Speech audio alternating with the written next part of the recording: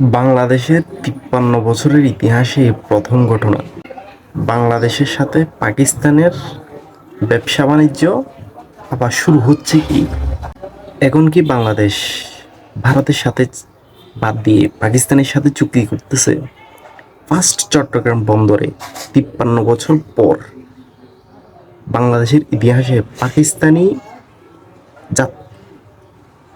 মালবাহী জাহাজ চট্টগ্রাম বন্দরে আসছে। এতে বিভিন্ন মানুষ বিভিন্ন রকম করে দেখতেছে। কেউ দেখতেছে এখন ভালো হইছে, পাকিস্তানের সাথে একটা বাণিজ্যিক সম্পর্ক আবার ভালোভাবে চালু হবে।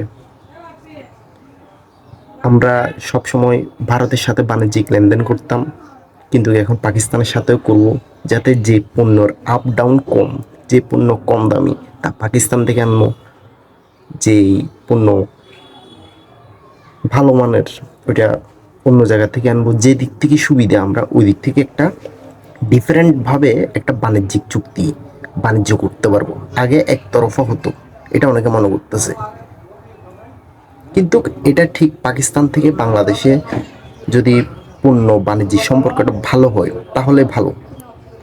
আবার অনেক ক্ষেত্রে দেখা যায় যে পাকিস্তান আর বাংলাদেশের দূরত্ব অনেক, এই দূরত্বের ফলে যে পণ্যটার দাম অল্প বেড়ে যেতে পারে।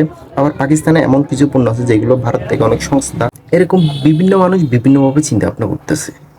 তা আপনার ব্যক্তিগত মতামত কি এখানে? পাকিস্তানের সাথে কি বাংলাদেশ বাণিজ্যিক চুক্তিটা করলে বা বাণিজ্যিক ভাবসাবটা বাড়ালে এটা কি ভালো হবে? আপনারা অবশ্যই বিস্তারিত কমেন্টে জানিয়ে দিবেন।